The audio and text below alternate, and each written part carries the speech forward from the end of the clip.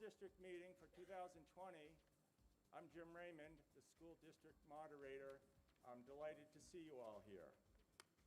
We will have our usual assortment of exciting items to talk about. Steve promises me we'll be out by noon, and so if we can move it through quickly. We're delighted to have with us again to help to open our program the members of the high school musical All Shook Up, who will be putting on the musical on February 14th, 15th, 21st, and 22nd at 7 p.m. and at 2 p.m. on the 16th and the 22nd. Now, if you will rise and join me in the Pledge of Allegiance, and then stay standing for the national anthem, and then we'll hear from All Shook Up. So, I pledge allegiance to the flag of the United States of America and to the republic for which it stands, one nation, under God, indivisible, with liberty and justice for all.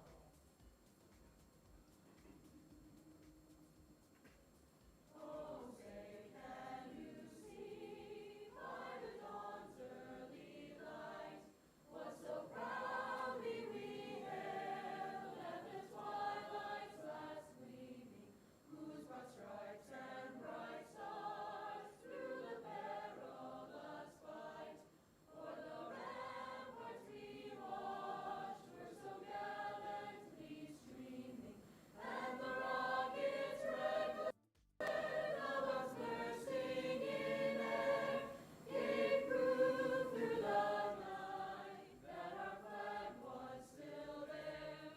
Oh, say does that star-spangled banner yet wave o'er the land of the free and the home of the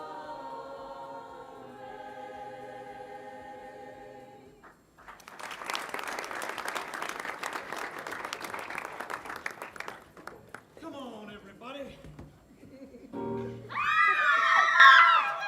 Sorry. I said, come on, everybody. Sorry.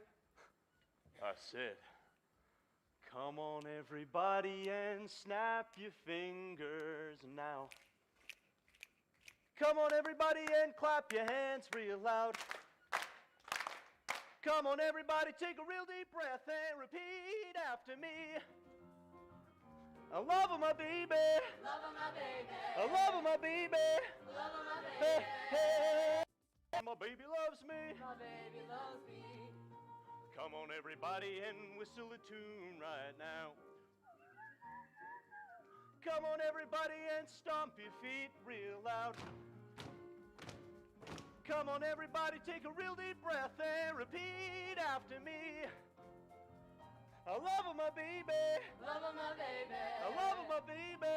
Love my Hey, baby. hey, and my baby loves me. My baby loves me. Well, there ain't nothing wrong with the long-haired music like Beethoven and Bach, but I was raised with a guitar in my hand, and I was born to rock. Well, come on, everybody, and turn your head to the left. Come on, everybody, and turn your head to the right. Come on, everybody, take a real deep breath and repeat after me. I love my baby. Love my baby. I love my baby. Love my Hey, baby. hey, and my baby loves me.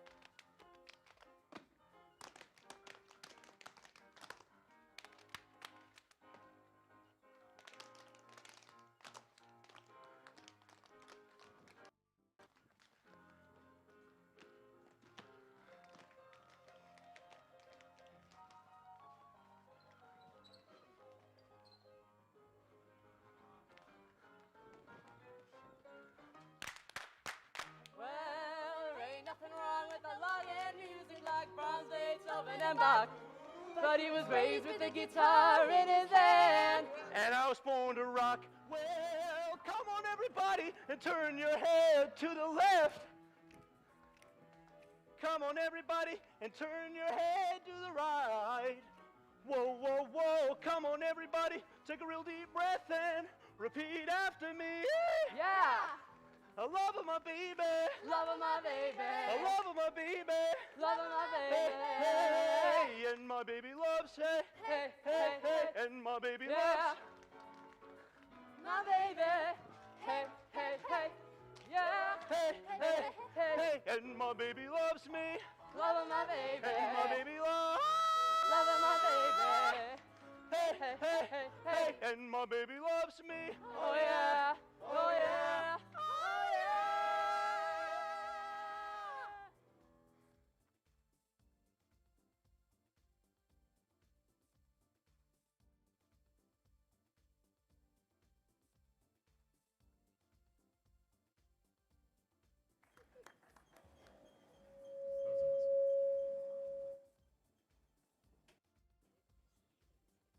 Okay, Scott and Fred, put away your blue suede shoes so we can start the meeting.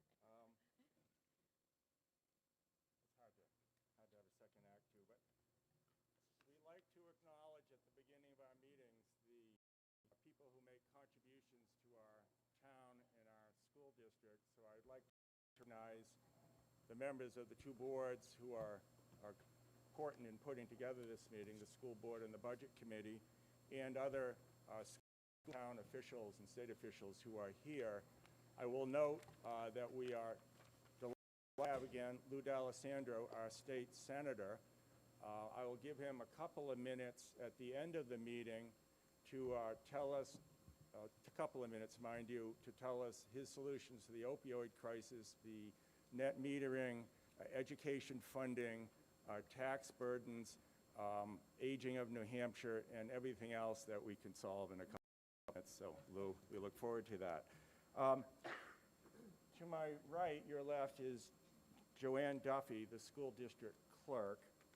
I should note I appointed Fred Platt to be my assistant moderator. If something just happens, he will save me.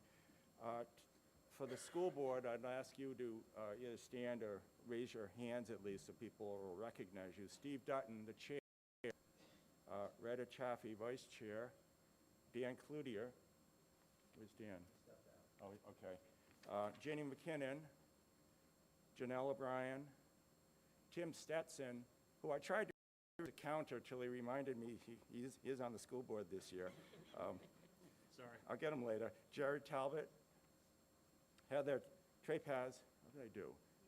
And Ellen Vermarkowitz. Budget Committee, I'll name the names. I'm not sure who is here, so please stand. Cole Reel, chair. Barry O'Brien, vice chair. Joe Alexander. Susanna Buzzle.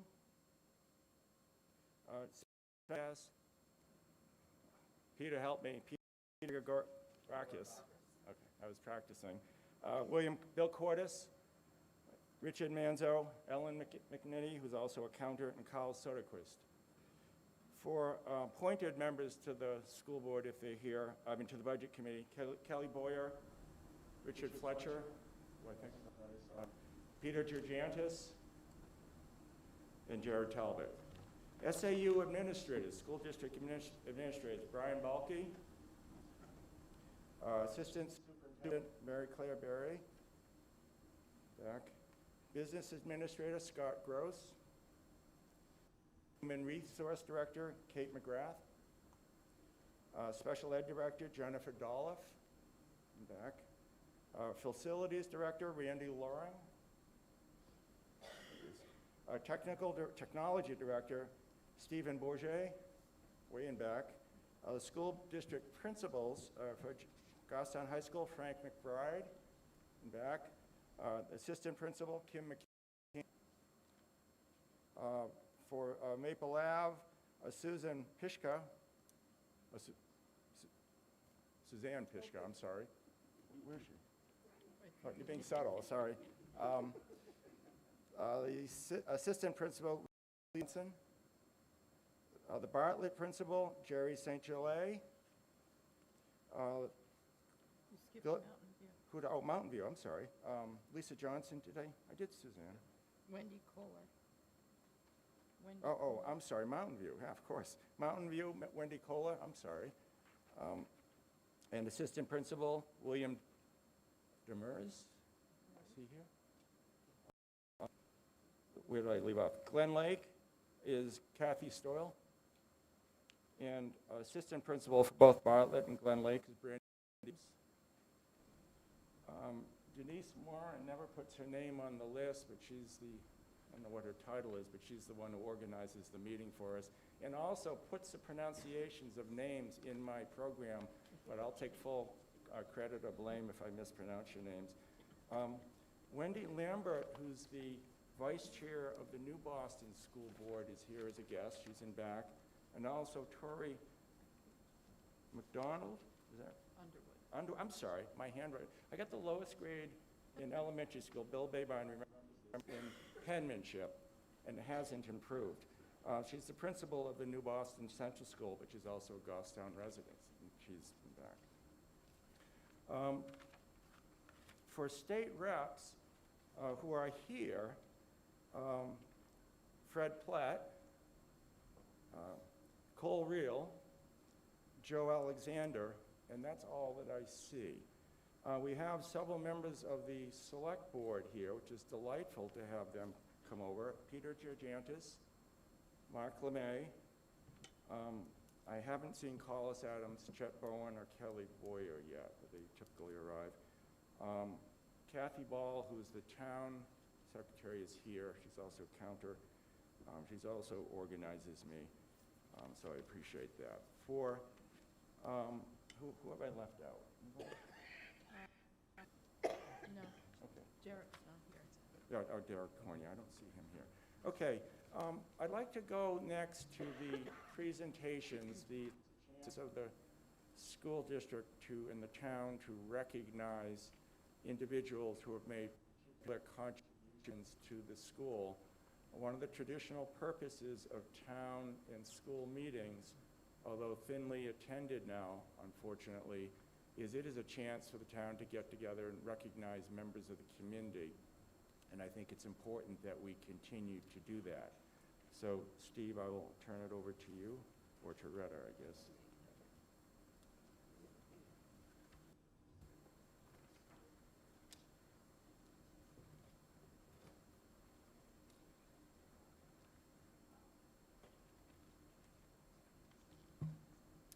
So each year we present 2 awards to individuals, organizations in 2 particular categories. So I'll start with the first one, which is the Cornerstone Award, which recognizes outstanding achievements by staff members working with our schools and demonstrating support for student learning. So I'm very proud to be able to announce that Melissa Mannon is the recipient of this award, and she's the, I didn't write her official title, the media specialist, library media specialist. And we do have a video that will speak a little bit more to what she's done in our schools. Hopefully.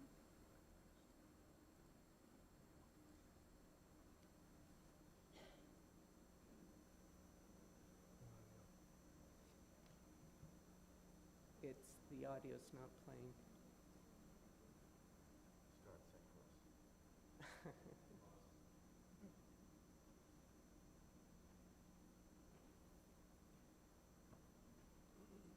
Almost had it set up.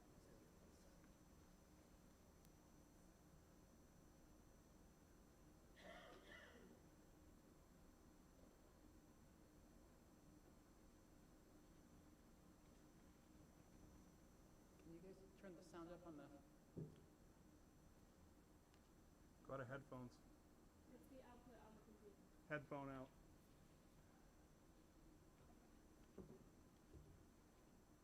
Crossroad. Melissa Mannon, Library Media Specialist at Goffstown High School. Melissa personifies the notion of more than a library. Her work as a library media specialist is truly above and beyond. Her ability to help students and faculty alike has become a staple of the success of Goffstown High School and our district as a whole. Modern libraries are all about fusion and the intersections of forward thinking and refined wisdom. Hearing what colleagues have to say about Melissa exemplifies that crossroad. Heather Walsh, biology teacher at GHS, said this: "Melissa has truly helped me transform how I teach research skills to the students in my classroom.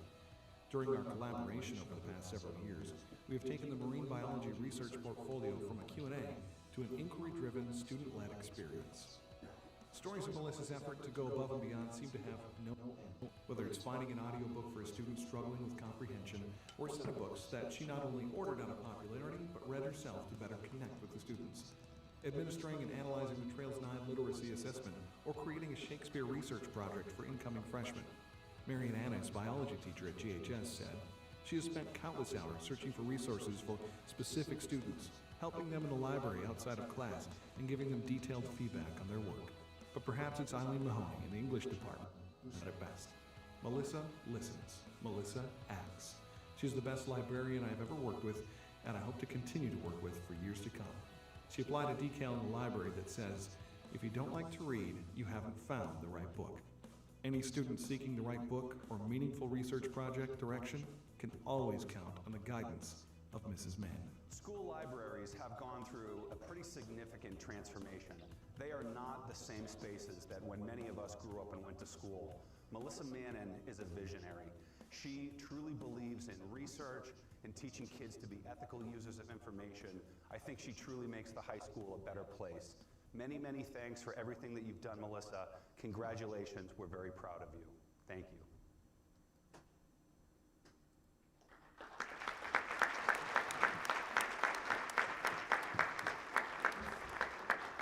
And if Melissa's here, if you could come on up.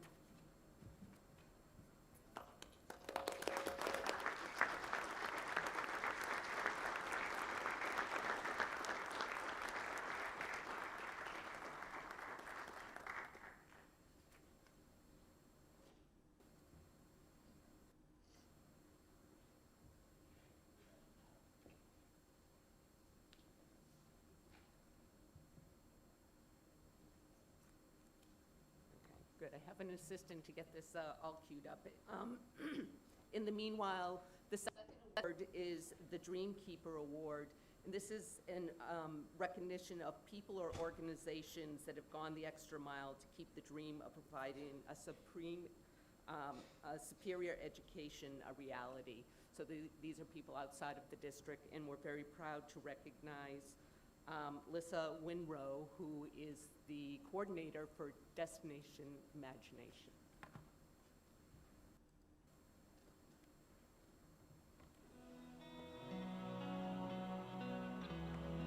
Lissa Winrow, coordinator, Destination Imagination.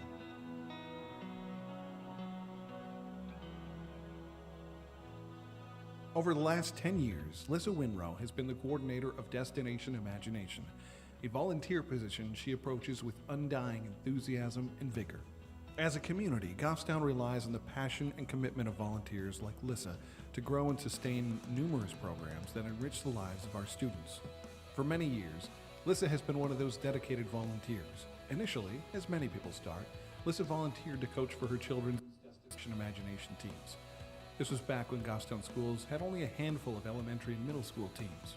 It wasn't long before Lissa took over the program for the entire district, and it truly blossomed. The teams increased significantly, not only in number but depth, with all three levels of competition from elementary, middle, and high school. It was directly because of Lissa's efforts that these programs have become a staple in the district and a beacon of success. Numerous first places in regional and state tournaments, and even the opportunity to represent the town and state at the Destination Imagination Global Tournament. On behalf of the Goffstown School Board, I'd like to offer my appreciation and congratulations to Lissa Winrow. Destination Imagination is a great program, and our students truly benefit from her many years of dedicated service and leadership to this organization. So Lissa, thank you for everything you do. Our students are better for it, our community is better for it, and we are grateful and very, very appreciative for everything you've done. Thanks so much.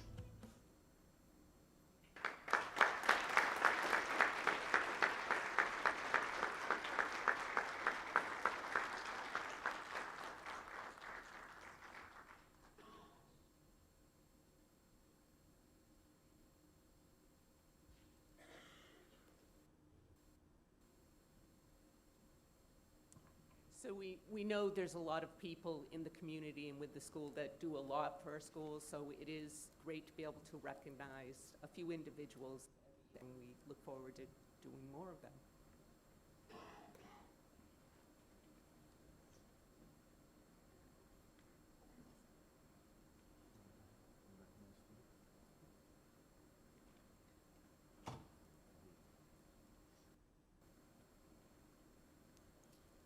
So this is another recognition at this time of year. As you probably know, individuals serve on the board for 3 years, but periodically they make a decision to move on, and we would like to specifically recognize Steve Dutton. He has served for 2 terms, which is 6 years. In 5 of those 6 years, he has been either chair or vice chair.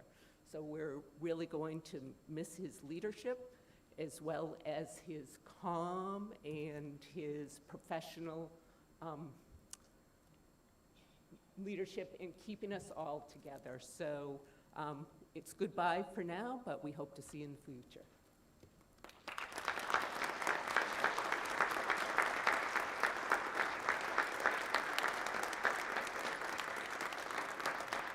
Thank you.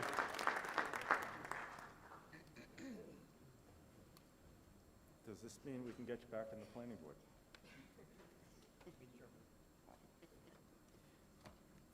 Thank you.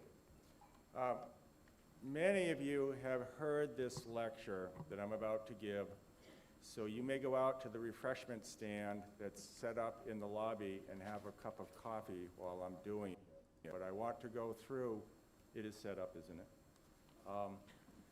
I want to go through the rules of the game, what we're doing here.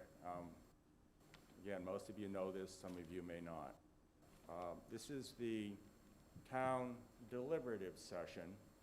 In the old days of traditional town and school meetings, which some towns in New Hampshire still have, there were 3 functions. You discuss and deliberate besides the recognition of people who made contributions to the town. You discuss and deliberate on warrant articles, have the power to amend the warrant articles, and then you'd vote on them. So it'd be a final vote.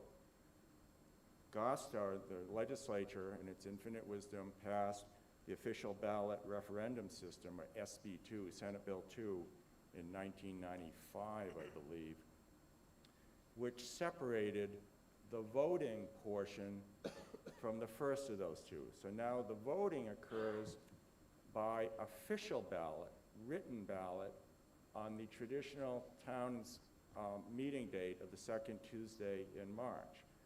At the deliberative session, we do the first of those, or the first 2 of those activities: discuss, debate, and then you can amend. And Goffstown, both the district and the town, adopted SB2, so both the town meeting and the school meeting are now deliberative sessions earlier than they used to.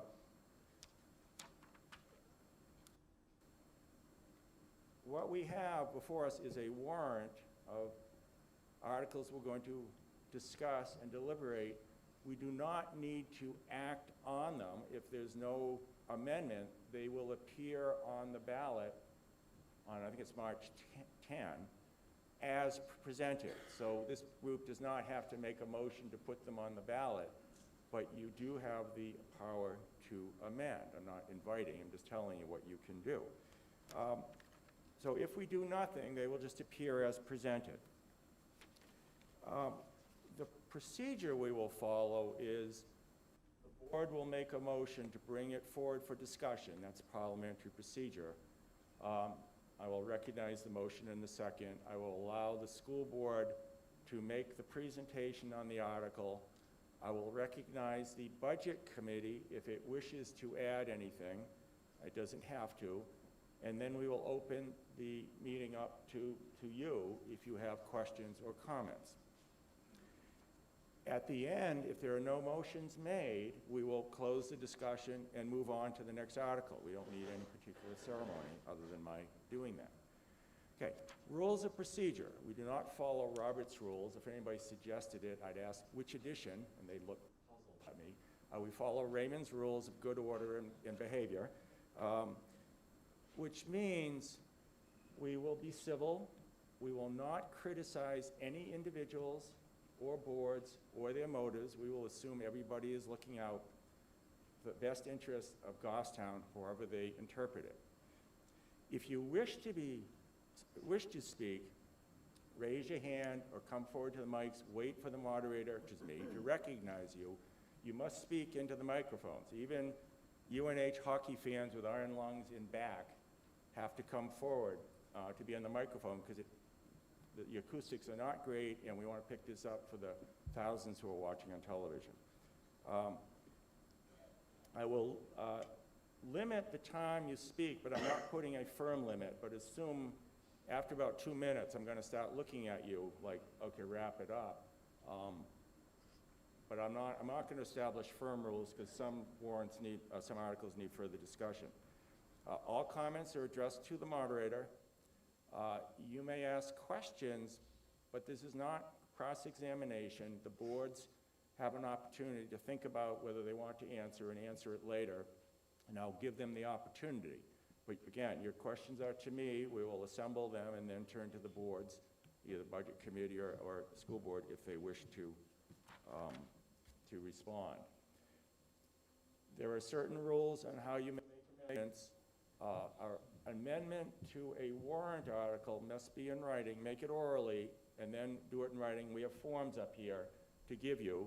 So motion made and seconded, and then we may bring that forward for discussion. We do allow procedural motions made from the floor, particularly motions to limit consideration, reconsideration, which I'll get to. Okay, there are a few statutory rules, just to let you know. Rodney, you go to the town meeting, has a long list of these. I'm condensing. I'm giving you the Reader's Digest version. Request for written secret ballot. Again, I'm not inviting, I'm just telling you, has to be a written request by 5 voters present at the meeting. We have a form. Can request a recount of a secret ballot, 5 voters before that we move to the next article. There's some others. Questioning a non-ballot vote takes 7. Okay, restriction on reconsideration. This is a provision, we've talked about this, you've seen it. It was adopted, I forget when, Lou, you may remember. In the old days, the long meetings that would go on, hours late at night, people would stay around and pick on the town. They'd vote for the dump truck early in the meeting. Everybody would leave, and then 6 to 7 people still staying would make a motion to reconsideration, bring it back forward to defeat the dump truck. Clearly against the will of the majority. To prevent that, I call it abuse, we put in a provision that this group can vote to restrict reconsideration on any article after we move through it. You can't do it in advance. And it's a simple motion to restrict reconsideration. I will do those on voice motion and vote. You've seen that before, but that's the history. An amendment cannot change the purpose of an expenditure line. You can't add purposes. You cannot add a new subject matter. And wordings in warrants that's prescribed by statute, you can't change. You can change an amount, but not the wording. You've seen all this before. Okay, so what we'll do is we'll open up the discussion on the articles. Now, reach into your pocket. You all should have a voting card. Don't lose them, please. When we vote, I may ask you to see these. Voice votes, we typically don't need them. On a standing vote, we will. And if we have a secret ballot vote, you will bring this forward. This is your punch card to get in, because the checkers will check it off. So don't lose this. We always find a few under the chairs afterwards. Please don't. Okay, does anybody have any questions on the procedure? Good, you're a good audience. Seeing none, we'll move then to the articles.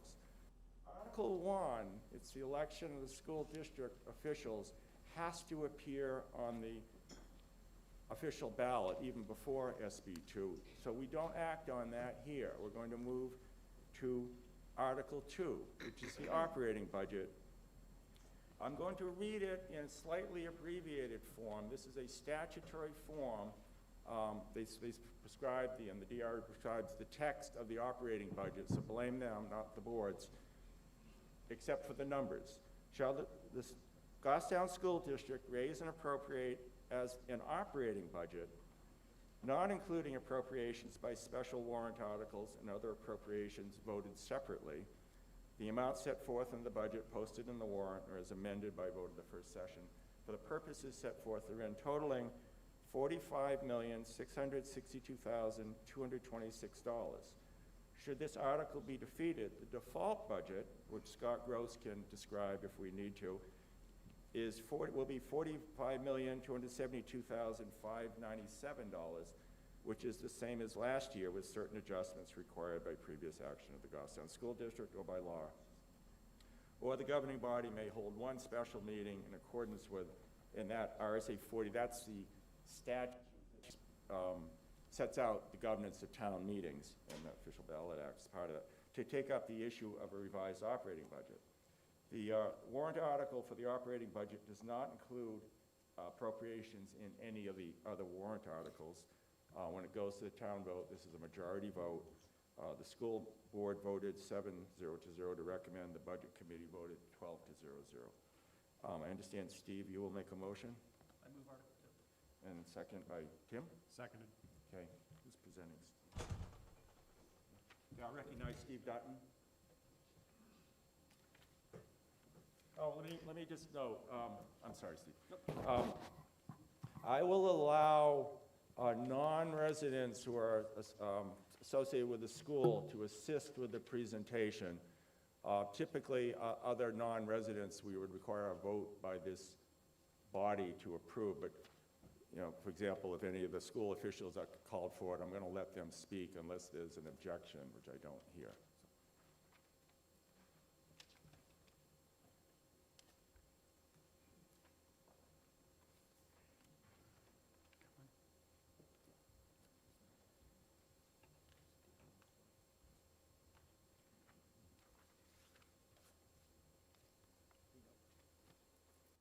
Great, thank you. So I'm Steve Dutton. I'm going to present Article 2 with the help of Mr. Gross to Jim's last point. Article 2, of course, is our operating budget. I just want to start off by talking about what the school board priorities were in developing the budget with administration. These look familiar because they've largely been our priorities the last few years. Of course, teaching and learning. We want to maintain the current programming, but also look for strategic places where we can enhance the existing programming. School safety is a top priority for the board right now. Special education, and of course, we're always mindful of the costs of providing education in town, so we try to be disciplined in our spending. Just an overview of how the budget is developed. This is a robust process that takes many, many months. Starts in the summer with the building principals. It then moves on to the SAU administrative team before it comes to the school board. Then it ultimately gets passed on to the budget committee before it comes here today and then to the voters in March. So it passes through many hands over many months. It takes a lot of work. Would like to take this time to thank the budget committee for their work on this. I think we had a lot of good, productive, and healthy discussions, and we appreciate their hard work. Turn it over to Scott. All right, folks. I'm going to step up front so you don't have to. Superintendent Balke says it's dangerous if I have a wireless mic, and you're probably right. But so this is our operating budget for for the next school year. It's $45,662,226, and you'll see that it garnered unanimous support by both the school board and the budget committee. The default budget, this is the budget that should the proposed budget fail, this is the baseline budget that the school district will operate with, and that is $45,272,597. And if you see way below, the difference there is a delta of $389,629. I'm going to go through that in a couple of slides. Our next slide. So what I gave you was what's called the total appropriation. The Goffstown School District budget is comprised of 3 different funds. The first, as you can see in the top, is called the General Fund. This is where the vast majority of all of the monies are accounted for. And you'll see there that the proposed budget is $43.5 million roughly. The second line down is the Food Service Fund. And the food service is a self-sustaining fund. No tax dollars are raised for that. Students, parents pay for their meals, and it all stays in that same fund. However, there is what's called a gross appropriation, so we must include it when we put it on the warrant. That's $1.2 million. The third one is our special revenue fund. Again, those are grants that we get mostly from the federal government. The largest of those is an IDEA grant for special education, but we get a whole bunch of grants, and I'd be remiss if I did not acknowledge our Assistant Superintendent, Mary Claire Barry, who works diligently with grants. Just most recently, she secured over $30,000 of grants for musical instruments. She secured close to that amount for Lego robotics. So these are things that the Assistant Superintendent writes these grants with the help of principals and others in the community, and it saves tax dollars. So a lot of credit to our Assistant Superintendent for doing that. So again, the total is $45.6 million, and that is about a 2.1% increase over the budget that we're operating at right now. All right, so that first line, this is that general fund budget that we talked about. This is the budget that predominantly the Budget Committee and the school board work with pretty much from October through now, and it represents a $935,900 increase. And you'll note before I used the word 2.1% increase. Well, that's for all 3 of the funds. It's a 2.2% increase for the general fund itself. And just for disclosure, this does not include any other warrant articles. All right, our next slide. So what is accounting for that 2.1% increase in the general fund? You'll see, for the most part, we have a couple of things that are going on, and we're going to talk about this in a couple of other slides. Our enrollment, for the most part, in the school district is remaining fairly steady, but it is not remaining steady at Glen Lake in particular. And you'll see school board member Jared Talbot will be talking about a proposed modular addition, but we're seeing an incredible increase in our enrollments at the Glen Lake School, both for our preschool and our kindergarten students. We're also seeing an increase at Maple Avenue School as well. In our other schools, Bartlett, it kind of going up and down a little bit. We're seeing very flat growth at Mountain View Middle School as well as the high school. But what we're seeing at the lower grades is entirely different. Make no mistake about it, Goffstown is a very hot community. As I think it was last year, we were top 10, I think, hottest zip codes, and more younger families are moving into the community, and we're seeing the effects of this right now at our kindergarten school and our elementary school. We are seeing increased cost in special education. One of the larger drivers is that the state determines the increases that a lot of providers can charge. They increased that rate that is charged by 5%. We also have we have a lot of students who have what's called IEPs, which require specialized services. There are students who require out-of-district placements as well. Any of those costs that go up, we have to plan for in our budget.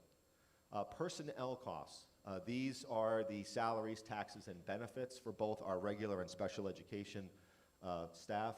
These are voter-approved contracts from last year. So last year, the voters approved a 3-year teacher contract, and that is reflected in the budget. Luckily, and Kate smiled when she came into my office with that, we only have a 3.1% increase in our insurance. We have seen, in the town, I know, speaking with Selectman Georgiantis, I mean, it's been very challenging. Health insurance is one of the highest costs that we have on the school and town side, and we're pleased that we only had a 3.1% increase in our health insurance from the current year's budget. So the next one is the one that is, probably the largest driver of what we have seen when we discussed at the Budget Committee, and that is transportation costs. Most of you have probably heard in the news that there is a nationwide shortage of bus drivers.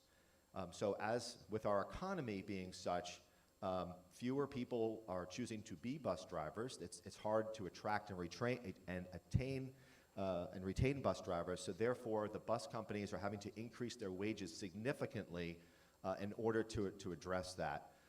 With that, we are expecting upwards of about a 10% increase in our transportation cost contract in the years to come, and we have budgeted for that accordingly. Last but not least is in the area of information technology. We are fortunate to have an outstanding IT director, Steve Bourget, who's here today. Thank you, Steve. And one of the things that we have to be very aware of is that we have to update our equipment and put it on a cycle. We have far too many computer systems, servers that are in excess of 10 years old, and we have to start to program these replacements in, and we've begun that process now. You'll see in this particular budget, we're replacing a computer lab at Goffstown High School to the tune of $25,000. When we're trying to teach kids current day technology, we really can't do that when the technology is 11 and 12 years old. So that's just one of the example that we have. All right, so we talk a lot about expenditures, but there's a big important thing, and that's the revenue. So these are the monies that are kind of coming in. So I'm going to start on the top, and that is our tuition revenue. And one of the largest revenue sources that we have, thank you, Wendy Lambert and New Boston, is that we have tuition. We're so pleased to have a great relationship with the New Boston School Board, New Boston School District, I should say. They tuition their students to Mountain View Middle School and Goffstown High School. It is an outstanding partnership. We're a great middle school and high school because of New Boston and the collaboration that we have, and that brings in about $7.7 million a year. Our next is, these are some state revenue sources, $486,000.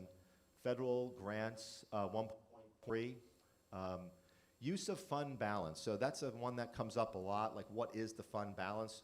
Short and sweet, it's really comprised of a couple of big items. It's monies that are not spent in the budget, so unused monies that are not spent in the budget, as well as unanticipated revenues that you may receive. So we budget for certain revenues. If we get more than that, then that becomes an unanticipated revenue, and we're anticipating that it might be $700,000. New Hampshire gets adequacy monies from the state of New Hampshire.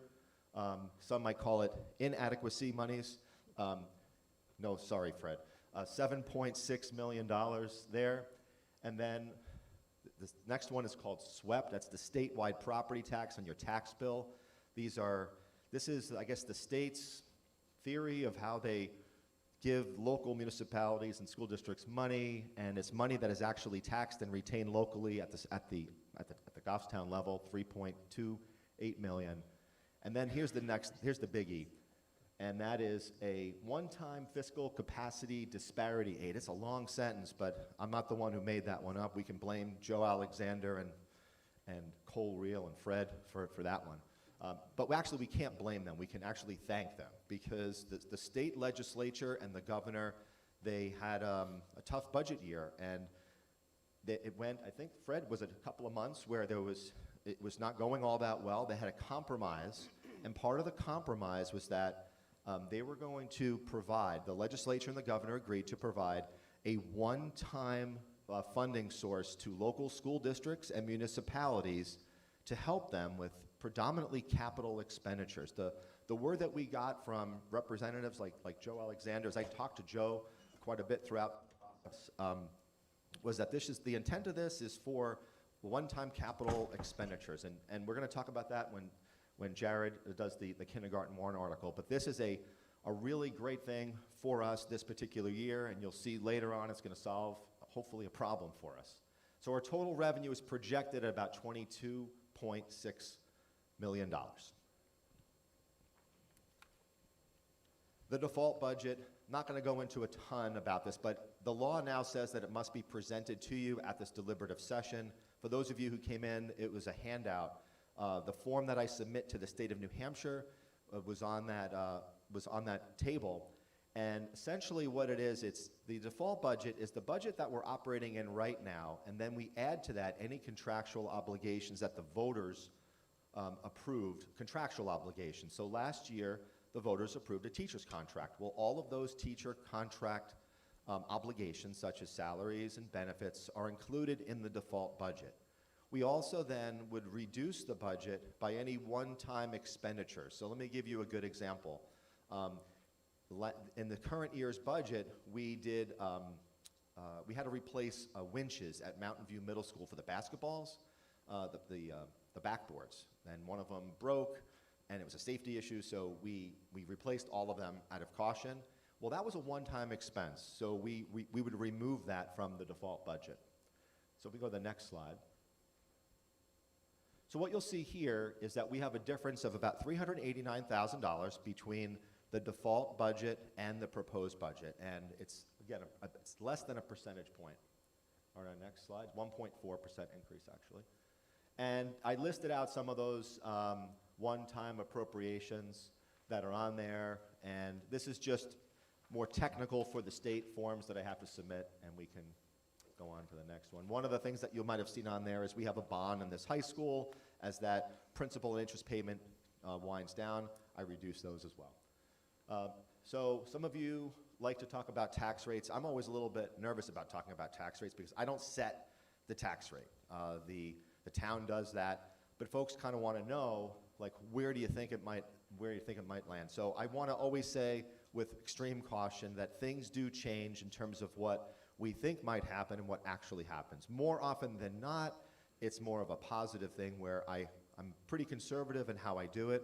Last year, I anticipated it higher than it ended up being, and hopefully that's the case here. So what you'll see are some very familiar numbers.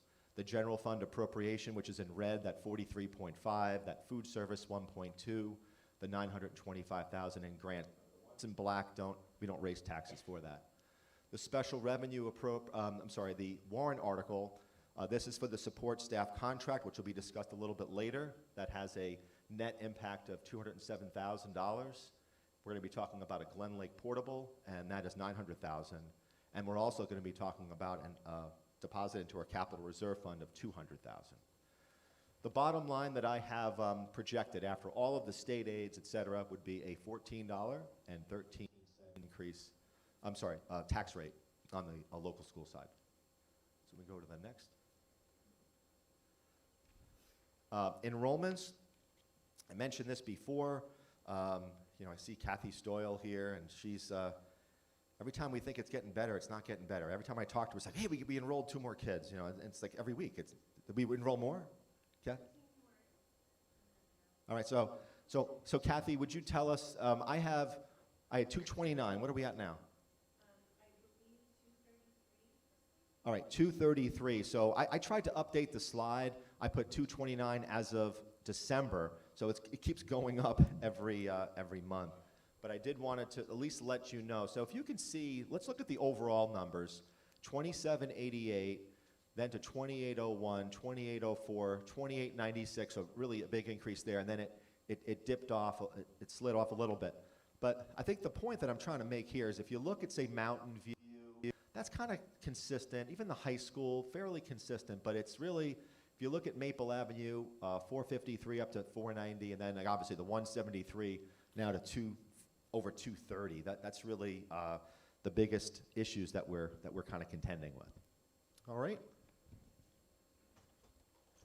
So the next are our per pupil costs. So one of the things that we want to do is we want to benchmark ourselves as comparison to the state. So what the state allows us to do is we have to, all those fancy forms that were on that table, all of those are used to benchmark individual school districts against each other and against the state average. So I have to, when I fill out these state forms, I have to, how much money are we spending in regular education, special education, transportation, at all different levels, that we can draw fair and reasonable comparisons. What you see here is for the cost of a elementary school education, and for 2019, that cost is $16,500, okay, roughly. And for Goffstown, it's $13,700. The difference is almost $2,800. So if you can see the light blue graph, the light blue line, that's the state's average. Again, fairly steady. The The one in between is Goffstown, and the one below that is New Boston. So kudos to the New Boston district. They have one of the best cost per pupil in the entire state. But Goffstown, as you can see, is trending well below the state average. So we're very mindful of what we're spending at all levels, but I just wanted to show the elementary one in particular, and then we're going to go to the next one, which is the middle school. And you're going to see a very common trend here. You don't see New Boston on this graph because they don't have a middle school. That, as I said before, they send their kids to our schools. And again, the difference is about $2,700.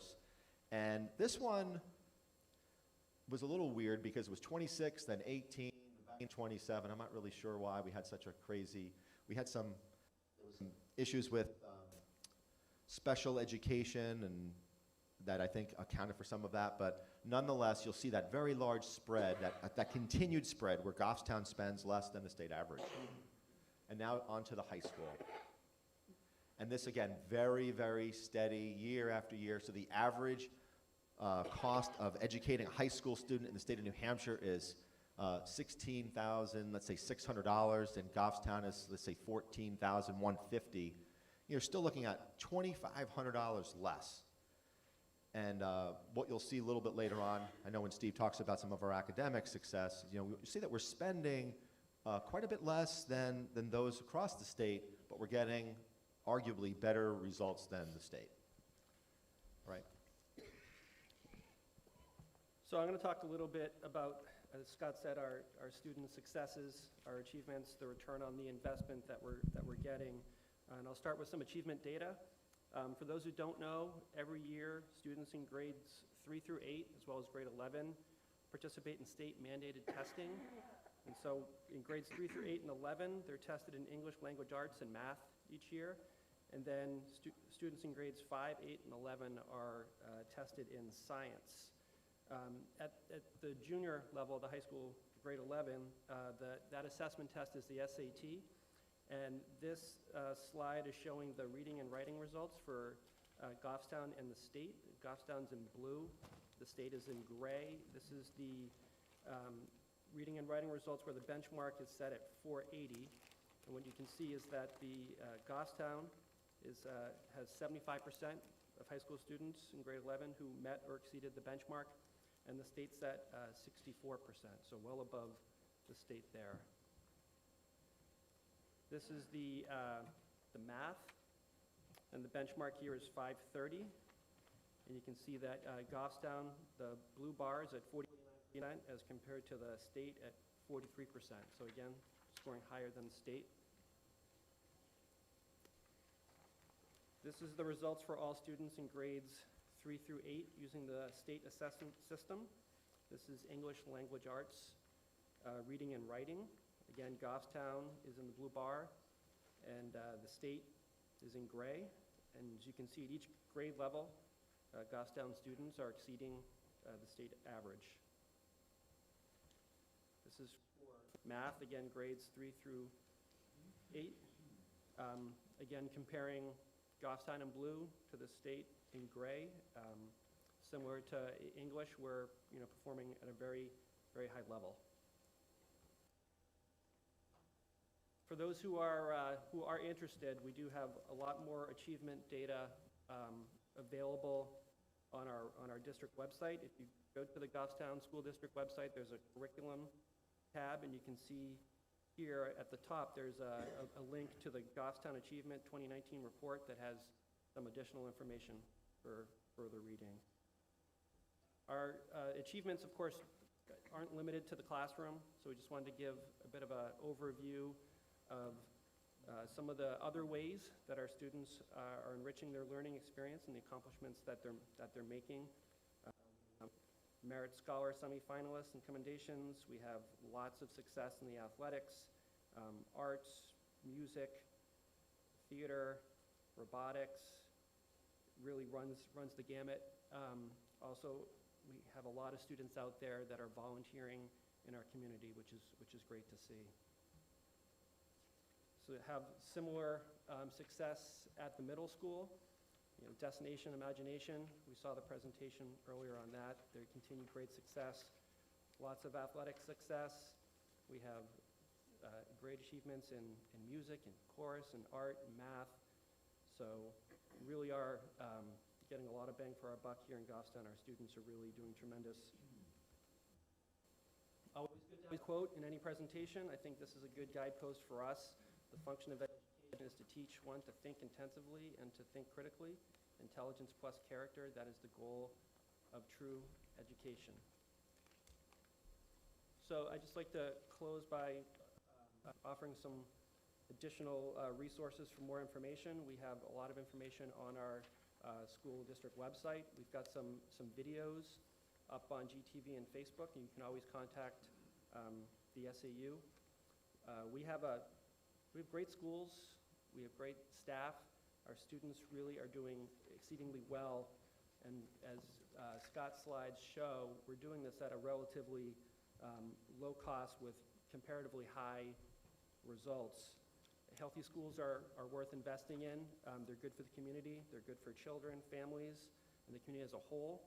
I think they're also closely linked to higher property values. Scott pointed out to me that the National Board of Realtors recently released a study naming proximity to good schools as the leading influence on the decision to purchase a home, and I think we're seeing that here in Goffstown. So we're asking for your support on the initiatives that Scott and I talked about and on to our operating budget. Thank you.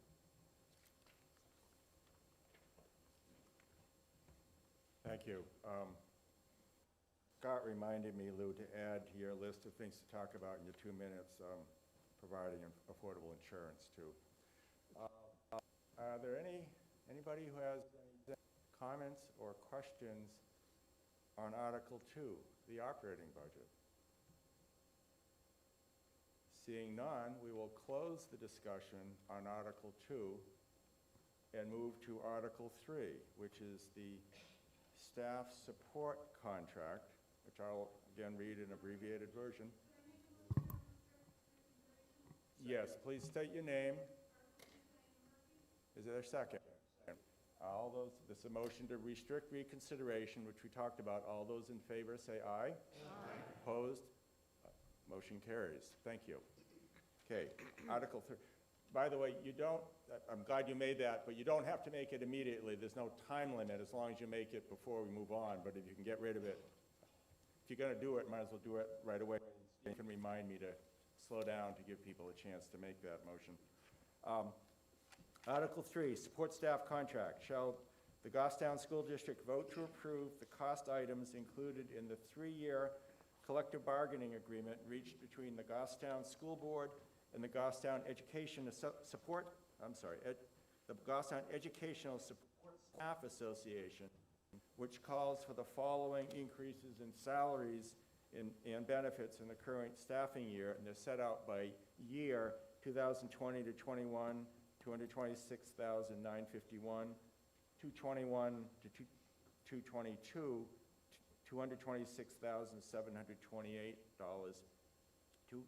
2022 to 2023, $203,916, and further to raise and appropriate the sum of $226,951 for the 2020 to 21 fiscal year. This amount is offset by $12,390 from food service revenue and $7,499 from the special federal revenue fund, with the remaining amount of $2,007,662 to be raised by taxation. Okay, the rest is standard wording. I'll skip that. Okay, this is in addition to warrant Article 2, so each of these adds to the total budget. School board voted 7-0-0 to recommend. The budget committee voted 12-0-0 to recommend. Retta, do you have a motion? Yes, I motion to move Article 3, support staff contract. Steve, do you have a second? Second. Okay, who's presenting on this? Okay.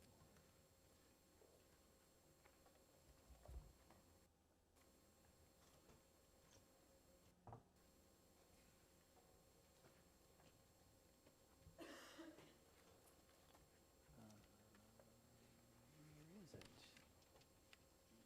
GES, thank you.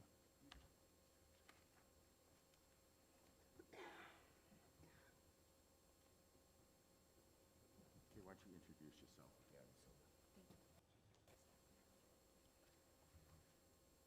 morning, my name is Seth. I'm the Human Resources Director, and I have the privilege of presenting the GESS agreement for your consideration. The Goffstown support staff is an incredibly important part of our staff makeup here in the Goffstown School District. It is comprised of 161.75 full-time equivalents, so we have a number of staff who are part-time, and that is comprised of our administrative assistants, and their responsibilities range from support with attendance and greeting folks at the front door to support with special education and guidance.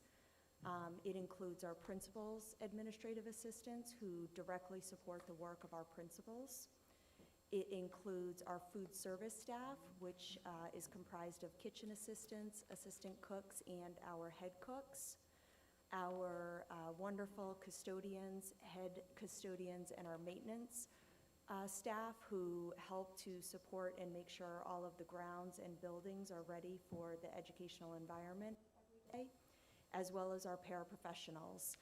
And our paraprofessionals are direct student support staff whose responsibilities really range and run the gamut from one-on-one paraprofessionals who help support the delivery of education to our students, as well as folks who support needs from personal care and other individual needs of our students.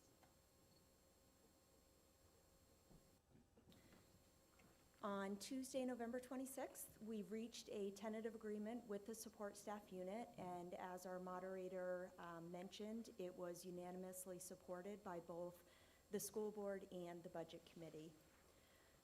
One of the biggest tenets of moving and supporting this agreement forward is keeping our staff up with market competition. As many of you have seen and are aware, there are many movements to increase the minimum wage across the states as well as at the federal level.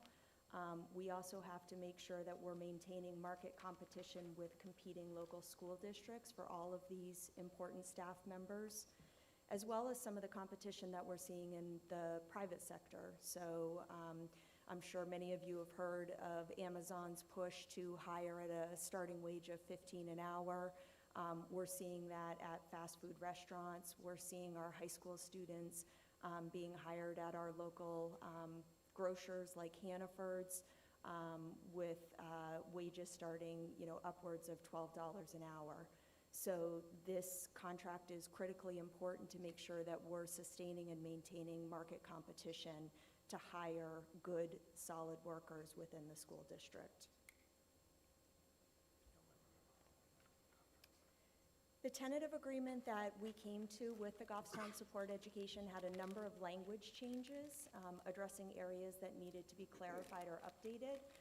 Those language changes included anything from addressing probationary period to vacation accruals, as well as things like unpaid leave. I'm not going to spend the time focused on going through all of those language changes, but will rather focus on the elements that make up the financial composition of the agreement. So the first element related to the finances of the agreement includes an increase to our retirement stipend. Many of the staff within the Goffstown support staff are not eligible for New Hampshire retirement system. So when they retire, fortunately, many of our folks, after many years of service within the Goffstown School District, they don't go on to collect a pension from New Hampshire retirement system. Their hours fall below the threshold of eligibility for that benefit. So one of the things that we felt was important in supporting our support staff was increasing those retirement stipends. So those were each increased by $2,000. In addition to increasing that, we did increase the age of eligibility for the support staff stipend. So under the current agreement, when a support staff member retires at the age of 55, if they have the required years of service to the district, they're eligible for the retirement stipend. the new contract would move that age of eligibility up to age 60.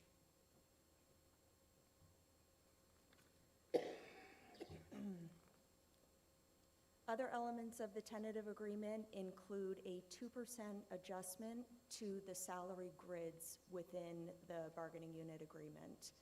Employees will move one step if available, so there are 16 steps within the salary grid for the support staff, and each of those steps would increase by 2%.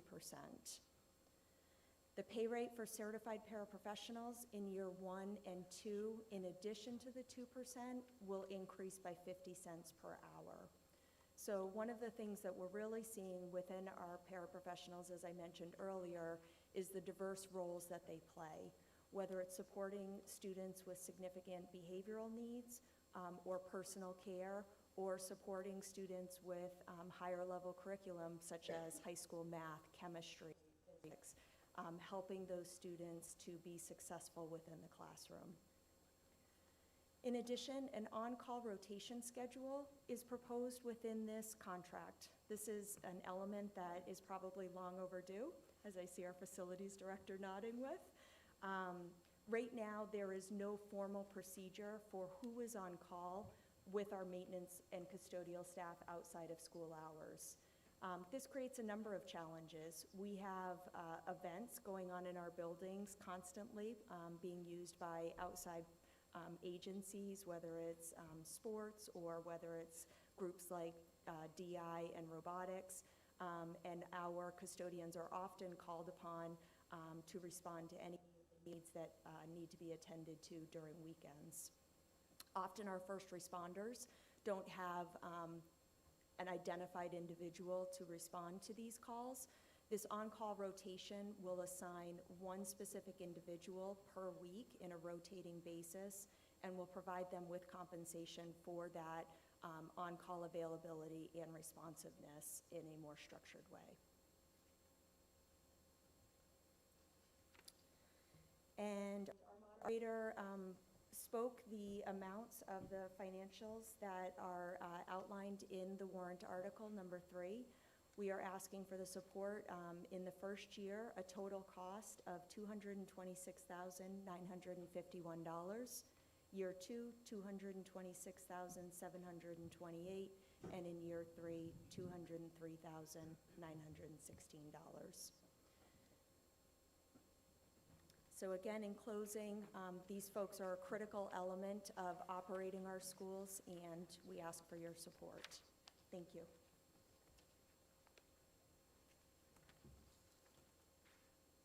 Thank you. Cole, I forgot to recognize you on the operating budget. Does the budget committee have any other comments to offer on this? Saying no. Okay.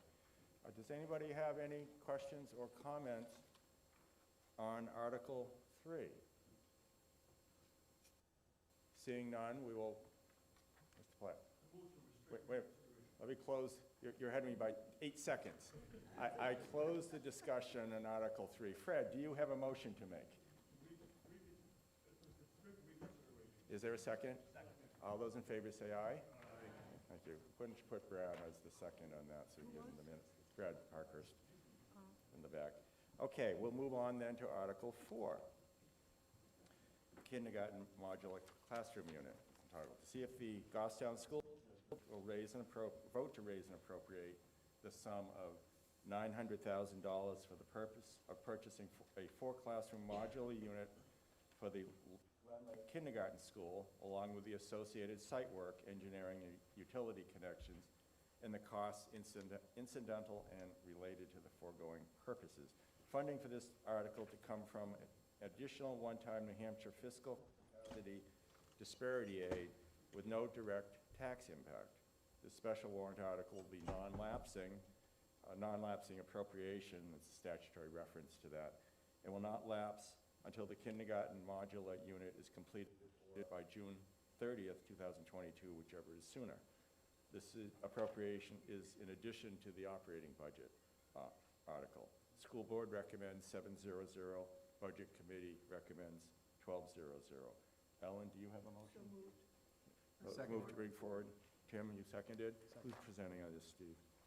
Jared. Jared?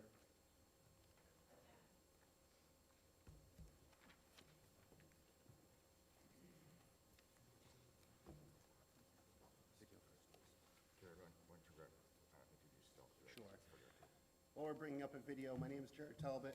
I apologize, I've been in the DC area for the past 2 weeks, so we're going to actually present a beautiful video that's been put together for the presentation, and then I'll go over some of the specifics.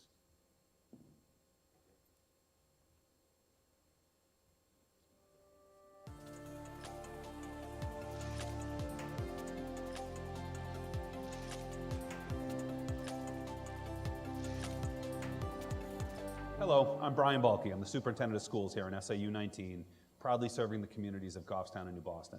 Thank you for watching this short informational video about the warrant articles that Goffstown voters will see in March of 2020 when they head to the polls. Now, as we've done in the past, for many years now, we've developed these short educational videos for interested citizens to learn more about what they'll see on the school district side of the warrant article. This video is intended solely for educational purposes. We're not trying to influence or sway anyone's vote. We just want voters to be. So we appreciate you watching this, and we'd like you to learn more about warrant article number 4, which is a project here at the Glen Lake School. Raise your hand if you know. In the past few years, we've had a huge influx of preschool and kindergarten children. In 2014, we had about 164 students. We're up to 229 right now, with children getting referred and coming to our school every day. So the need for space is absolutely there at our school right now. Due to lack of instructional space, we needed more space to work with our students one-on-one and in small groups. We took the existing storage that we had for supplies and turned it into instructional space. So now there is basically no storage within the school. So we are storing items in the boiler room.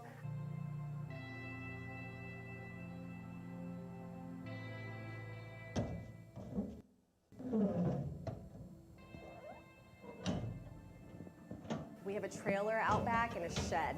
This is problematic in the wintertime when it's very slippery outside. A lot of us need to rotate materials on a daily basis, a weekly basis. So heading out and doing that is often not very quick and easy for our students. It took me six hours to empty the closets. We were making the little classrooms. So I had to drag out all these shelves and stuff too. So over the last few years, we've experienced a lot of overcrowding here at Glen Lake. We've had more and more children enter our building, and we've had to be really creative in our use of space. Right now, I'm at one of our hallway work areas, so this is where small groups are routinely meeting. And yes, it is a hallway, so it can get a little distracting at times for students. We do the best we can, but we've had to be creative. In this same hallway further down, we also have motor groups that are meeting weekly, and so there are children going up and down with scooter boards or through obstacle courses because we can't fit a full class in our room, which is about half of one of these classrooms at this I'm point. Jillian Purcell, and I'm one of the special education teachers working with our students with intensive needs such as autism. We are struggling to find space that has fewer distractions and to provide the individualized instruction that our students need. Right now we have motor groups running in this room, in this area, while I'm providing instruction to our students in this room. Sometimes our occupational therapist also works with students one-on-one or in small groups in this room as we're trying to find ways to meet those needs with less distractions. So my name is Olivia Winkfield. I am the school nurse for Glen Lake, and this is Kim Hubbard, and she works with the special education, and this is our shared space. Over here, we have where the students come to see me. We do have dividers set up, a couple of beds with curtains, and then a table space for the kids. And then over here to my right, we have 2 desks for the special education teachers. And then back behind us, we have a teaching space that has been used for the students. At one point, this was just the nursing space. And then as we have grown as a school district, this has come a shared space between staff members. The funding for the kindergarten project will come from a one-time fiscal capacity parity aid. The governor, along with the legislature in September, agreed on a compromise budget, which essentially is sending $1.35 million to the Goffstown School District. Of that, the Goffstown School Board is allocating $900,000 to be put towards the kindergarten project. So when you go to the polls on the warrant article, you will see that $900,000 of this $1.35 million is being allocated for the kindergarten modular unit. So essentially, there is no direct tax impact towards this project. I'd like to talk a little more specifically about the details of the project. I'm standing here down at the end of the hallway at the end of the school. The entrance to the school is ahead of me, and down at the end of the hallway, this is the door that would exit out to the modular classroom. This modular classroom will be a 4-classroom complex, the equivalent of about 6,200 square feet, 4 classrooms over 1,000 square feet each. There will be a student bathroom in each classroom, as well as a faculty bathroom, an IT closet, 2 small conference room type spaces, office spaces, and an area for a conference room or meetings. So let me take you outside and show you a little more detail. So when we come through the end of this hallway, this door would connect right to the modular classroom. Right immediately in front of me at the end of the property is where this unit is going to go. You can see when you look at this that it's a slope, it's a bank. All of this material, which is probably well over 5,000 square yards of material, is going to be removed, and it's going to be trucked up to Mountain View. Now, at Mountain View Middle School, we have a road widening project that we've had in the works and have been planning for, and it's in the CIP plan for many years. This material is probably well in excess of $50,000 worth of material. We're going to remove the material here from the Glen Lake School and truck it up to Mountain View. So this classroom complex would come straight out here. These 2 doors would connect through a hallway, and the classrooms would be right down here. In addition, on the right-hand side, there's going to be approximately 12 more, as well as a handicap parking space in the back of the building for our faculty and staff. This project, the modular, will be sprinklered, so the entire project will have all of the safety features that we would expect for young children.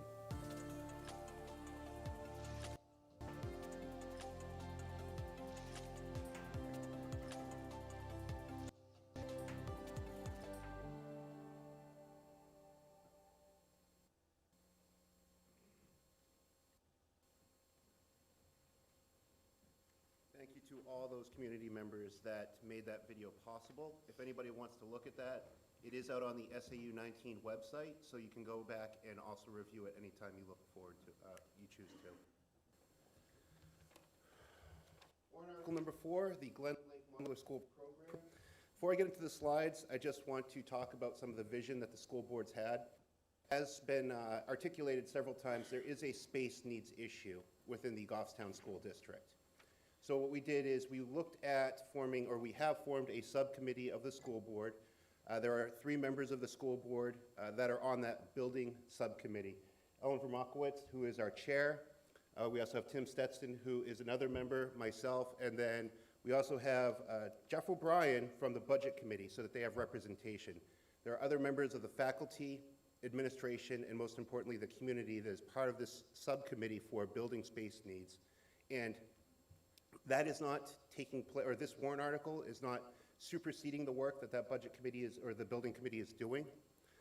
They are looking at holistically what we're going to be needing in the next 10, 15, 20 years and beyond, and giving recommendations to the school board and then, of course, to the community based on their findings. But this warrant article really is a stopgap measure. I made sure to write this down, so I said it appropriately. This is a stopgap measure to ensure continued premium services for Early Childhood Center at Glen Lake. This is really needed so that we can continue the work that we've been doing for our younger students, as well as our up-and-coming constituents that will be going into our elementary schools. So as stated in the video, it is a 4-classroom modular addition, approximately 6,200 square feet. It will be attached to the Glen Lake School itself. There will be no air ramp or anything along those lines, so safety and security are very important as part of this initiative. All classes will be air conditioned and also have bathrooms. And that is very important if you have a young one that is in preschool or kindergarten, to share 1 or 2 bathrooms with 230 students. It can get jam-packed a little bit. The addition will be fully sprinklered, again, making sure that we have the safety and security adhered to for our students. Enclosed and counter connected to the main building. Again, there is going to be a short hallway with a small ramp, but it will be fully enclosed. So no students or teachers or faculty will have to leave the main building and then have to rebadge in to the extension. The excess soil, of course, will be trucked and transported over to the Mountain View Middle School for the eventual, hopefully soon, road and expanding project that we will have in the next couple of years. So our project timeline, we have done some work for the grounds to understand what the soil content is. We use some of those important impact fees as part of, well, impact fees, we all know what they are, but we use some of that money to really get some of the requirements and understanding our foundation needs. What we will do is we will take those specifications and put into our scope of work, what would then be in the RFP, and then put that out to bid. We are looking that if this passes, we would be looking at the spring and summer construction to remove that earth, get the foundation in place, and to get the module on site and piped in. And the goal of the project, again, is to complete this before the first day of work, first day of school for the school year, which I believe is August 31st this coming year. Yeah, so it's a little bit early this year. I always get told, why are we starting school before September? Estimated costs. We are estimating that the cost of this project with all work associated is roughly $900,000, which includes our management reserve. Now, I'm a project management professional, so management reserve is basically setting aside some money so that if there are some things that we run into that we didn't plan for, we have that money that is there and then would be added and approved by the budget committee, building committee, I'm sorry, so many committees I'm on these days, the school board, to ensure that we can cover those costs. Funding has come from the state, one-time New Hampshire State Fiscal Capacity Disparity Aid of $1.3 million for the 2021 school budget. The intent of this money, and you will have several reps that you could reach out to, the intent really of this fund or this money coming from the state is for capital projects for the school, which we have many, but this is really a critical item for us to get in place for our Glen Lake school system. As a result of the additional revenue, there is no direct tax impact. This will not affect your tax bill as it relates to your assessments that occur. The remaining funds will be used to offset taxes. So even though it's $1.3 million and we're asking for $900,000, the additional money would be part of the unreserved fund balance that we always intend to go back to our taxpayers. With that, I'll turn it back to the moderator. Thank you. Thank you. Are there any questions on Article 4? Yes. Come forward and tell us your name, please. My name is Eric Ibsen Johnson, and I just have a question as to whether or not there's been a NASDAQ study done to see what the future implications are being looked at for the population growth. Could you tell us what that is, please? In Goffstown, so that this isn't a bubble that's coming through, so not a Band-Aid that we're Okay, using to fix. Let him finish, and then I'll see if anybody wants to. And that something more permanent to the building itself might not be, even though it would be more expensive, might not be a better idea than just the modular classrooms. Okay, thank you. Are there, before the school answer that, if they choose, are there any other questions on this so I can get them all lined up? Seeing none, does the school district wish to respond? Yes. Tell us your name. My name is Brian Ibsen Johnson. I'm curious as to how long we feel that these modular classrooms will support Glen Lake, and if this will actually resolve these needs for what period of time, so that we can get an idea of how long these modular buildings would be able to support Glen Lake and their population's needs. Okay, thank you. Are there any other questions? Seeing none, does the school district wish to respond to any of those? Yes. Superintendent Balke?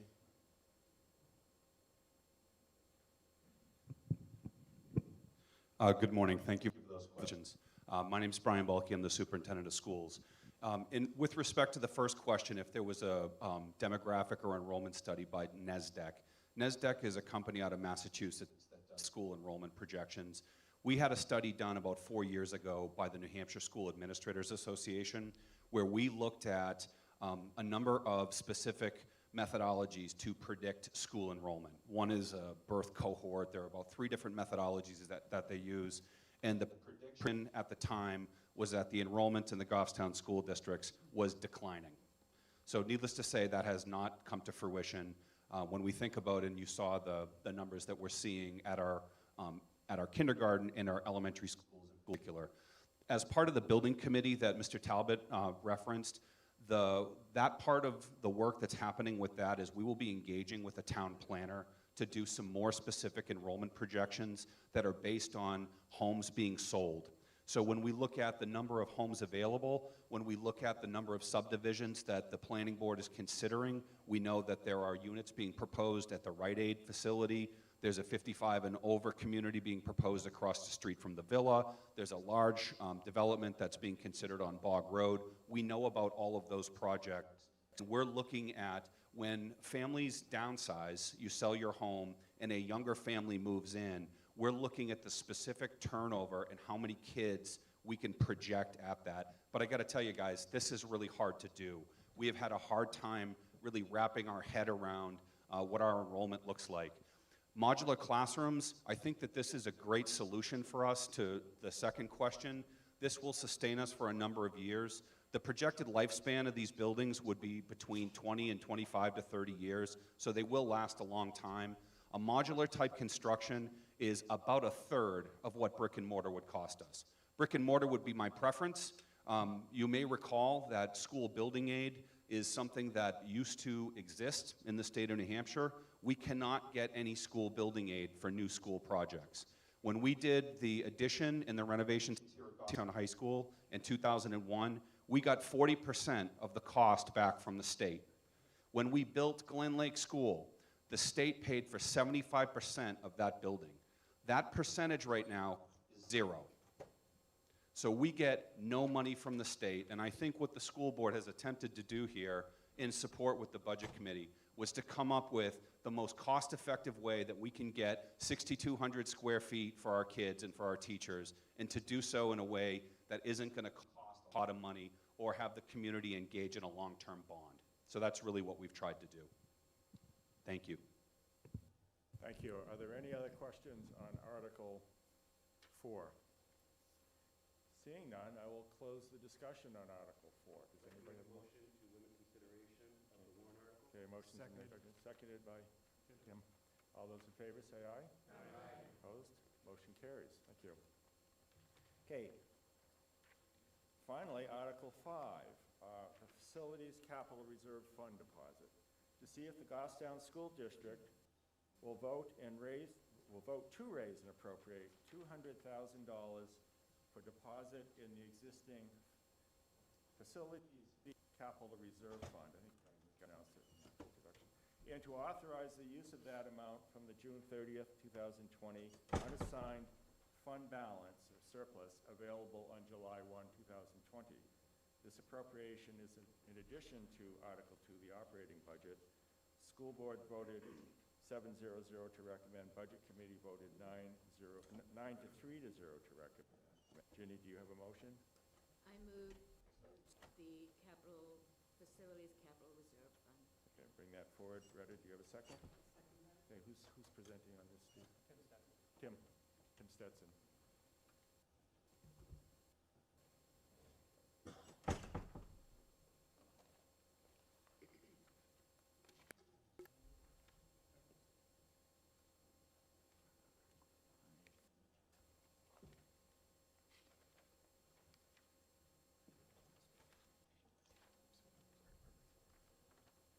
Is it afternoon or? No, it's still morning. All right, you're right. You'll get us out before noon. I told you I would, so hurry up. Just a couple acronyms. I'll make things easy for everybody here who may be unfamiliar. CRF is the Capital Reserve Fund. We'll talk about the CIP committee. That's the Capital Improvement Plan Committee. So with the Capital Reserve Fund, just some background on that. The CRF allows the district to replace existing capital assets only. So these are items like roofs, windows, roadways, septic systems, heating systems. Think big ticket existing items. I also want to thank the Budget Committee along with the CIP Committee for their continued support and guidance with this article. So with this article last year, you voted to approve the institution of it. We placed $200,000 into it from the unassigned fund balance. So what is the use for it? The school district has been very active in updating our CIP plan. There are over $5 million currently in the CIP matrix. These are basically big projects that we're looking at down the line in the future. And the CRF provides us a funding source to offset the cost of these future projects. In terms of what we've done so far, the first 3 items that we have here were asks of the Budget Committee that we've addressed. This was last year. We replaced the Mountain View Middle School partition walls. We put in repairs for our bleachers here in the high school. The Mountain View Middle School, we also installed new lockers.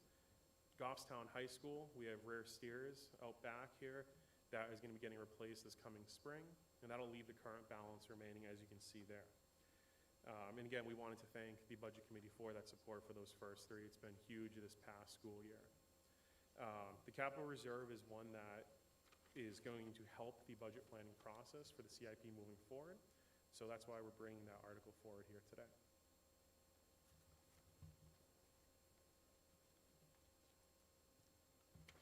Thank you. I will note that Eileen McMinney and Ellen Markowitz were on the CIP committee and reportedly spent many delightful Thursdays during the summer working on this project. Are there any questions on Article 5? Budget Committee, Cole, anything to add? Okay. Any other questions? Yes, sir. Please introduce yourself again, even though you just did, because we don't remember names very well. My name is Brian Ipson Johnson. It would appear to me that these items that you used for last year's funds would be reasonably able to be brought before the communities of Goffstown as warrant items or as a specific warrant package for replacement of these items, as opposed to using the capital fund for. I'm wondering why it is that we're funding this particular fund when it would seem that the school board and the schools themselves would be able to package these out specifically for voters to vote on capital enhancements to our schools. Thank you. Are there any other questions on Article 5? Seeing none, yes, sir. Are you coming up? Yeah, I can tell. Excitement is palpable. It's Guillermo Zabayos. I was wondering, does any of the planning on the capital fund include, it somewhat relates to Article 4 in the sense that you have this increase of students in kindergarten and at the elementary level. These are theoretically moving up. Is that part of the consideration that's coming into this budget, that we might have to do things at Mountain View and at the high school? Thank you. Any other questions? Okay, does the school district wish to respond? I recognize.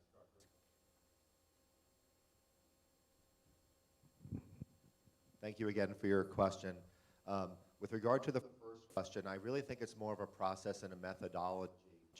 Many towns and Goffstown, the town of Goffstown is one of them, and school districts have capital reserve funds rather than packaging it in terms of warrant articles. I'll give you one really good example.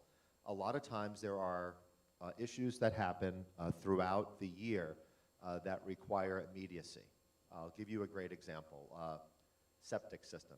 If something were to happen to a septic system, we might, if we had $200,000 or $300,000 in a fund and then that septic system failed, we would be able to address that issue right then and there. And it also allows us to have monies in a capital reserve fund if you wanted to help offset a particular grant or just deal things, kind of more immediately.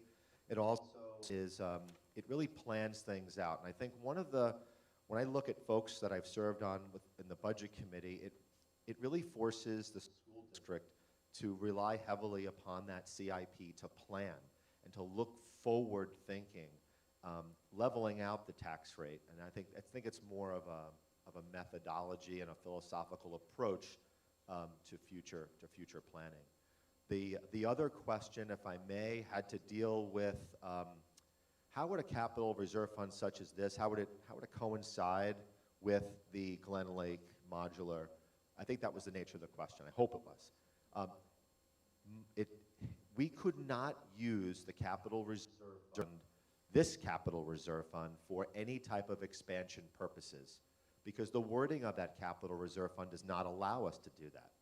So the voters, and again, this was in accordance with the Budget Committee last year, this capital reserve fund focuses in on the replacement of existing capital assets, not new ones. So we couldn't put an addition on, we couldn't build a ball field, couldn't do those. It has to be, replacing heating units, windows, and items like that. Hopefully that answers your question. Thank you. Are there any other questions or comments? Yes, sir. Eric Gibson Johnson. So while we're going through and we're talking about fixing ticket items and having this money in the fund for those big ticket items like a septic system or a heating system, looking at what was done last year, whether it was part of the CIP plan or not, I don't feel that what was fixed there couldn't have been rolled into part of each one of the school budgets. If you're looking at the partition walls or repairs, that to me, that's something that the schools could have planned ahead for. If we're giving $200,000 to the fund, then yes, that should be for septic systems and that should be for big ticket items. These to me just aren't big ticket items. Okay, thank you. You do not have to respond, but you may.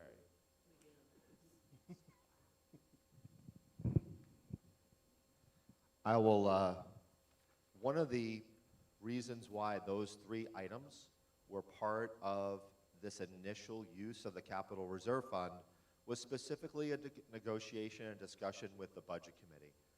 The Budget Committee, as part of our process last year, what we hear this time, they had specifically asked us to earmark $100,000 of projects, and those were the three projects. And hopefully Cole, and I see Richard and others on the Budget Committee can concur with that nod. Would that be helpful if you would nod, Cole? Okay. Let the record show that three gentlemen nodded. And the one thing I do want to clarify is, yes, I mean, the Capital Reserve Fund does allow us to focus in on, I know the term big ticket items, but it's big ticket, small ticket, medium ticket. Rear stairs is I would consider it a small ticket item. It's a $40,000, but when the stairs are crumbling and you need to fix them, you need to do that with more expediency. And the other thing that I will say from doing this job for the last year and a half is that the Capital Reserve Fund allows, like, our facilities director to bid on these projects at a time in which, maybe not everybody is bidding on projects, because all of these towns, schools, they wait for the vote, and then they put the bid packet out, and guess what? Everybody else is competing for that same labor. But if you have monies in a Capital Reserve Fund, and you're able to do this in October, or in June or July, whatever month, it gives you a little bit better bargaining power. So the CRF allows us to address CIP-related type items, big and small. But again, that's really, I don't want people saying, oh my God, it's only for like these massive projects. It's not. I mean, it can be for things like, replacing a boiler, windows in a building, and things like that. Thank you. Scott used the term CRF, that's Capital Reserve Fund. Are you coming up to? No.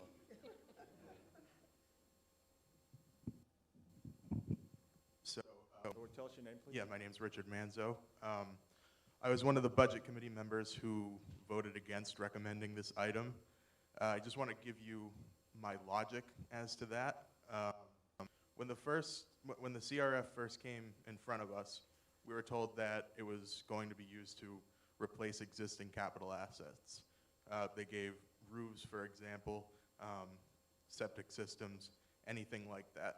But then they said that the septic system, for example, if it went, it would be an emergency.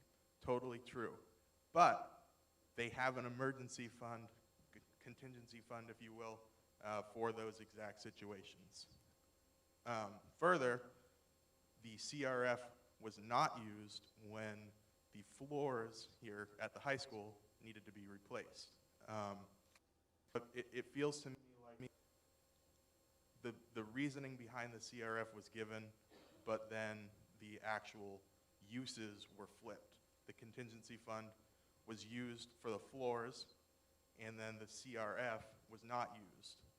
And we're being told that it would be used for emergency items, such as the septic system. So that's why I voted against recommending. That's just my 2 cents.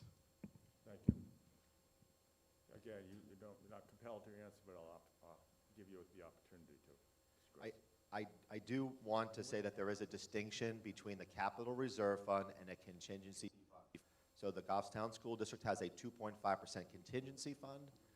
They are two separate and distinct things. To use the 2.5% contingency fund, it requires State Board of Education approval as well as approval by the local budget committee. The CRF is simply in the hands of the school board. And last year's tile project did go through the contingency fund. There was not enough money in that capital reserve fund, and the timing, that didn't even exist at the time. The voters didn't approve it. So I just wanted to let you know they are two different and distinct issues. Okay, thank you. Anything else on Article 5? Seeing none, I will close the discussion on Article 5. I'll entertain a motion to restrict reconsideration. Motion to limit consideration of warrant articles. So, motion been made to restrict reconsideration and seconded. All those in favor, say aye. Aye. Opposed? The motion carries. One of the provisions of our town meeting and school meeting statutes is we can only act on items that are on the warrant. Somebody could bring up a motion now to sell all the schools. I would rule it out of order because it's not on the warrant, which is delightful when you come to the meeting and because we really can't do anything else except invite Senator D'Alessandro to cover all the items that we put on your agenda. So Lou, I would be delighted if you could address us for a short time.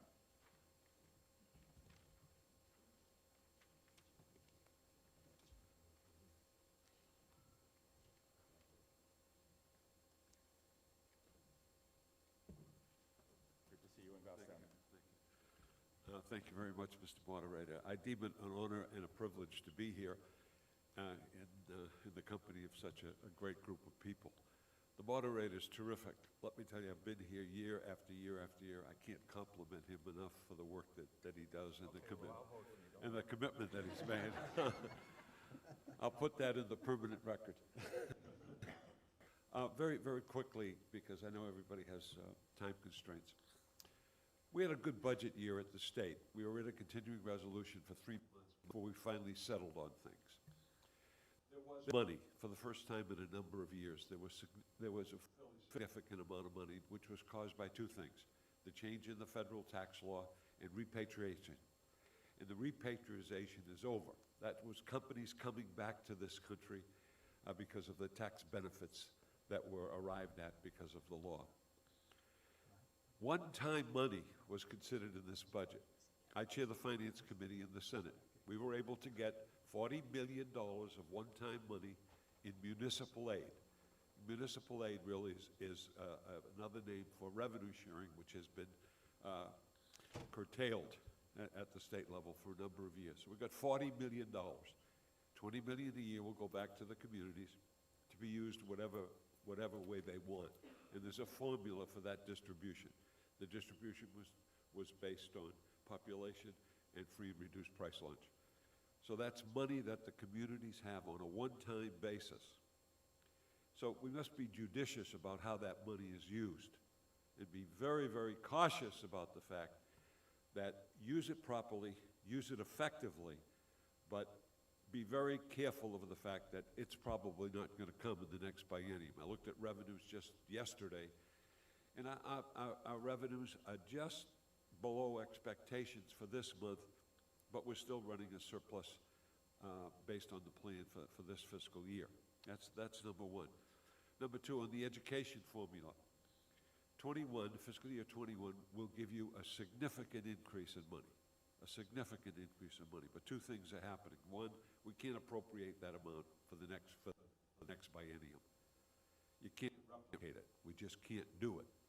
There's also a commission in place to look at education funding K through 12. That commission has been given $500,000 to use in terms of its preparation of the study. It's a large commission chaired by Representative Looney in the House, but membership from really a number of boards throughout the state. We've been talking about education funding for a long period of time. We made the first and most significant change in 1999. That change has been changed, tweak. And this second year of the millennium tweaks it again. But again, be cautious, because that money is only available for FY21. In 975 million was the fee. The stability was put back in. The 4% reduction was restored. So we're in pretty good shape for the first fiscal year. There's even more money available in the second fiscal year.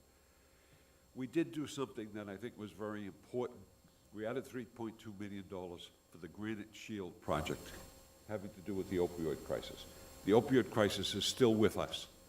It's very, very significant. It's very dangerous, and it affects our communities in many, many ways. The most devastating, of course, are the deaths caused by the overuse of the opioids. But indeed, there are other ramifications: breaking and entering, holdups, murders. All of these fall in line. We needed that appropriation in order to provide safety and security for people of the state of New Hampshire. So that's in place, and I think we're doing a good job at fighting a problem that's pervasive. So we're going to work hard to take care of that. But I think the most important thing, and that's why we're here today, is education. And the education of our youth and the education and re-education of our existing population is the most significant thing driving our economy, our lifestyle, and everything that we perceive of as beneficial to our community. Something we have to realize: education is going to drive us as we move forward. We're in a changing world. We're in a significant cultural change. And we're re-educating the population all the time to deal with this. And it's a better world. It will be a much better world. These technological improvements are dynamic. They're dynamic. And they will provide better jobs and better salaries. But we got to believe in that, and we have to live with the fact that by investing, that we are actually getting a significant return on that investment. That's important. We do a great job here in the town of Goffstown. Kudos to all of our school administrators. I visit every school in the district every year. I find that the joy that I receive by going to each and every one of those schools really makes my day, to be honest with you. It's a great feeling to see kids that are happy, to see teachers that are deeply involved in their job, administrators that have a smile on their face, and that's quite contrary to what I see in the legislature. So I like to go to the schools all day. But I mean, that's a very significant part of part of the life experience, and it's just wonderful, wonderful to see that.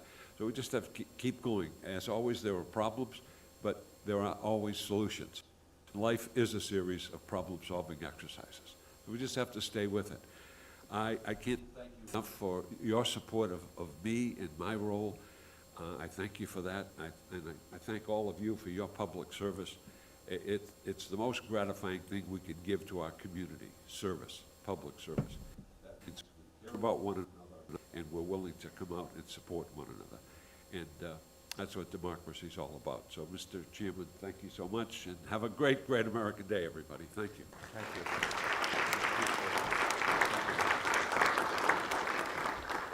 I will note that in the past few years, Lou has been able to end with an exhortation about go Pats.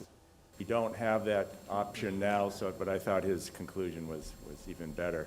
I see nothing further to come before the business. Mr. Parkhurst, do you have a motion to make? Yes. Okay, motion's made, motion second. All those in favor, please signify by saying aye. Okay, we are